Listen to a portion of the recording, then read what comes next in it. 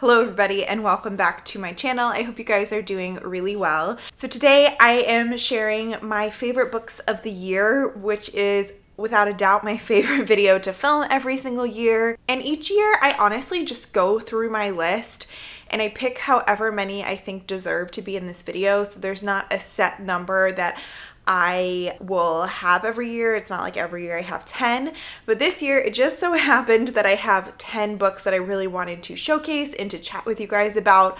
So without further ado, let's go ahead and get started. So I will be going from my 10th most favorite all the way up to my favorite book of the year will be the last book that I mentioned. So coming in at number 10, we have the Southern Book Club's Guide to Slaying Vampires by Grady Hendrix. So this book comes from a genre that I don't read a lot of, which is horror.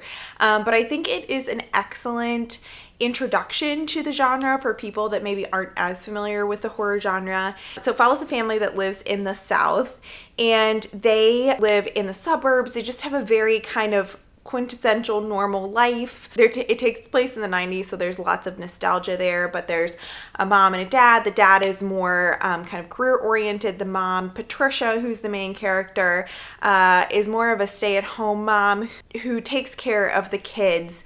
And she honestly is a little bit tired of this role that she has, just the same thing every day. She doesn't seem to be getting any respect from people. She's just doing this tiring job and she's sick of it. But the one thing that she looks forward to every single week is her book club. And so many of the other wives who live in this kind of housing suburbia area get together and read a book and then discuss it. And she absolutely loves this every month. And these are kind of her friends, her support group. But then everything kind of turns on its head when this very handsome stranger moves to the neighborhood and shakes things up, not in the way you would think. He actually turns out that maybe he is a vampire. I really loved the way that Patricia kind of developed throughout the book. She came into her own in the most kind of ridiculous way, becoming kind of this vampire hunter and protecting the community in that way. But I love this development from someone who just kind of takes everything thrown at them to someone who puts their foot down and just like becomes a boss lady. And I loved seeing that, even if it was in a way that I haven't seen written in other books.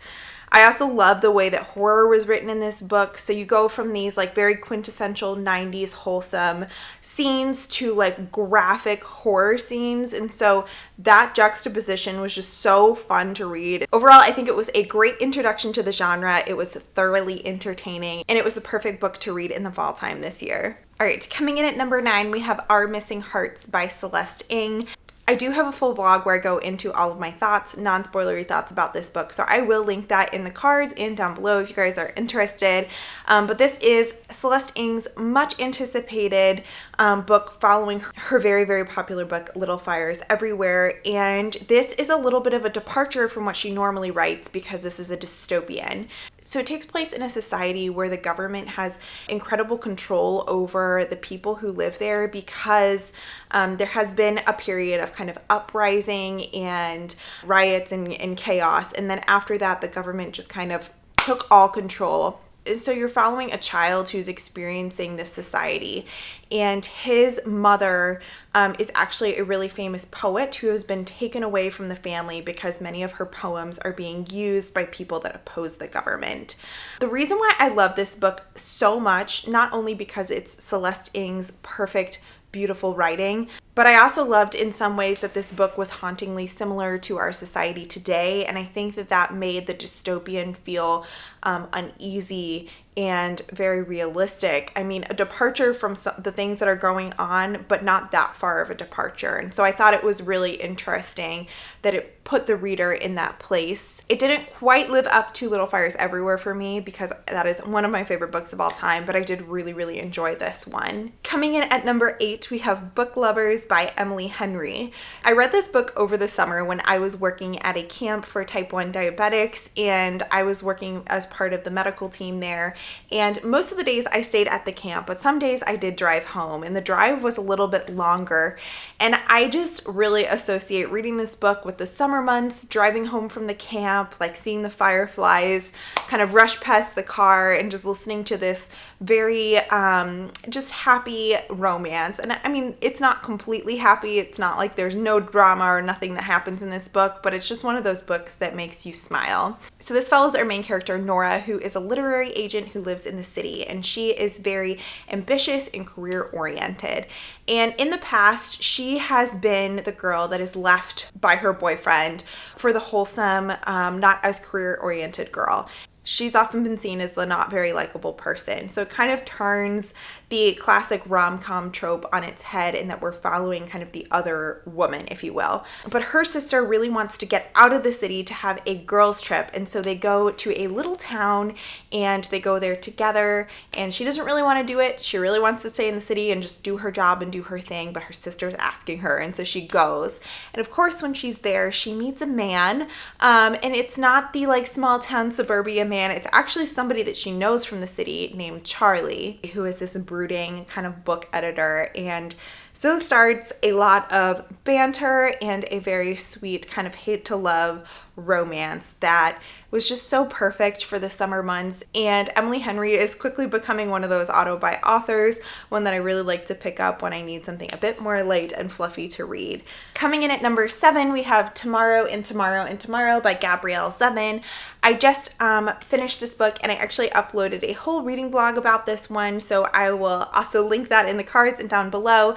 This is kind of a coming-of-age story of two characters who make video games together, and they are creative partners, and they have a really close but complicated friendship, and it follows them throughout their whole life, from kind of starting to make games all the way to when their games become very popular and kind of the controversies and complexities related to that. I loved how close to these characters I felt.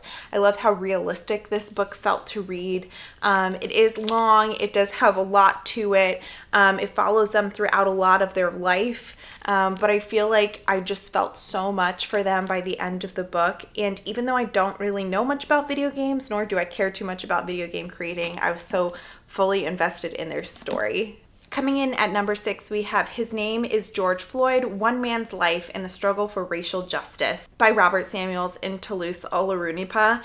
And this book is the story of George Floyd's life, all the way from his childhood, kind of growing up in very poor neighborhoods, to in high school as a gifted kind of athletic football player, through of course moving to Minneapolis, and unfortunately his death in 2020. What I loved so much about this book was how well researched it was. They clearly interviewed and spoke to many members of the Floyd family. They looked back into the family tree. And actually, one of my favorite chapters of the book is when they compare kind of George Floyd's family generations back with Derek Chauvin's family generations back. And I think it really exemplified racism in this country and how long of an issue it is and how, of course, it continues today. It is a really readable book. I just became so invested in kind of his story and how things unfolded. And I think it's such an important story as well. I just really highly recommend it. Coming in at number 5, we have The Splendid and the Vile.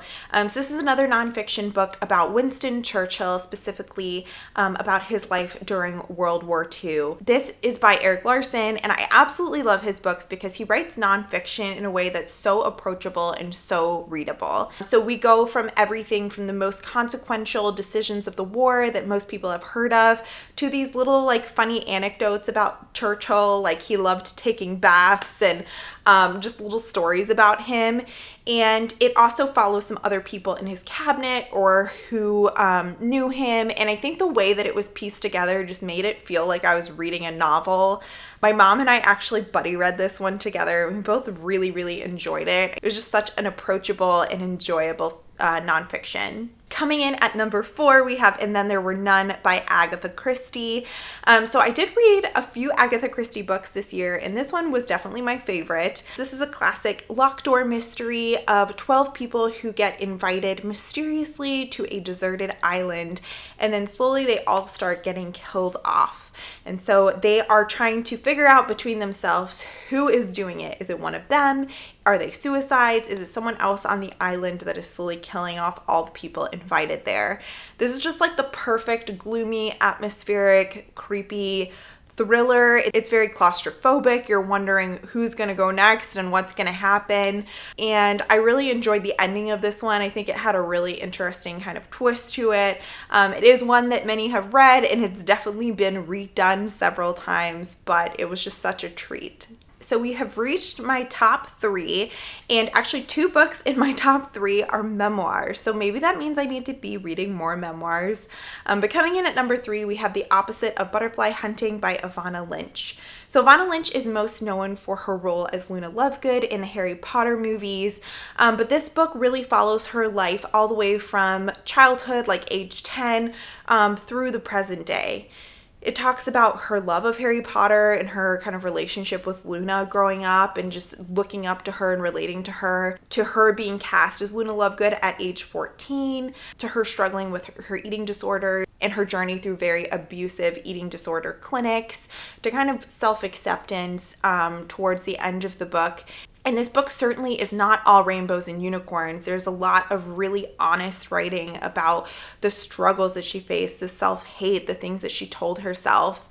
It really is unflinchingly honest, but her writing is just so beautiful. You can just tell she's an artist. She has a way with words, and I really thoroughly enjoyed reading her story. Of course, huge trigger warning in this book for eating disorders, but I did really, really enjoy reading it. Coming in at number 2, we have Lost and Found, and I also have a reading vlog of this one up on my channel, so if you guys want more of my thoughts, I will link this one also in the cards and down below.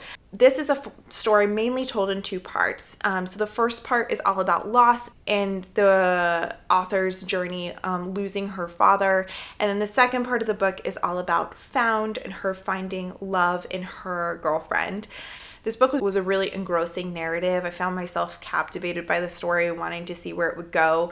But one of the things that I also loved so much about this book was the little asides. You know, in the lost chapter, of course, we would get the story of her father, but we'd also talk about the word lost, how it's been used, how it's been derived, you know, titles that it's been used in.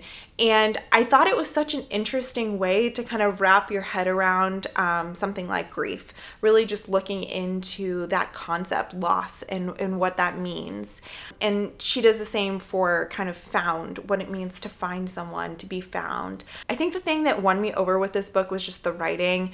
I forget which newspaper this person writes for, but they are like a very prominent journalist, and it's very clear that their craft is beautiful. Like, they just use words and write in such a beautiful, gripping, but also very lyrical way. And coming in at number 1 is Sauron Bliss by Meg Mason. So I read this book at the beginning of the year, and nothing really came close to it, honestly, this year. I have this memory reading this book when I was on night shift. And sometimes in the hospital, night shift isn't quite as busy.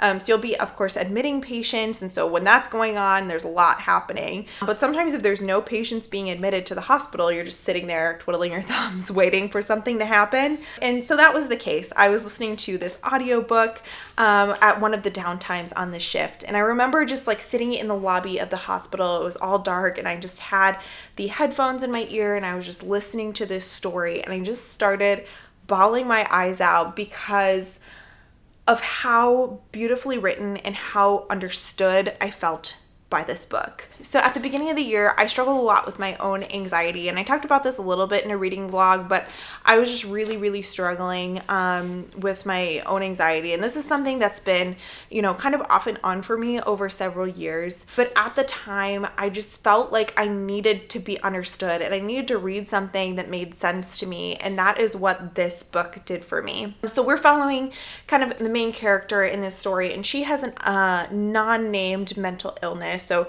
it's not really clear what it is, and the author does that on purpose. She does not want to make it specifically about anxiety, depression, or any other mental illness. It's about how this mental illness affects her relationships and her life, and it's so infuriating, funny, witty. It just like it fully encapsulates you, and it makes you just feel in a way that I haven't felt in a long time reading a book. I don't know really what else to say about it, but it is just so amazing, and I really recommend it to anybody, but of course anyone who has struggled with mental health. I think there is going to be something in here that you will really relate to and enjoy. Alright guys, so that is it for my top 10 books of 2020. I would love to hear what your favorite books of the year were, and I will see you very soon with another video. Bye.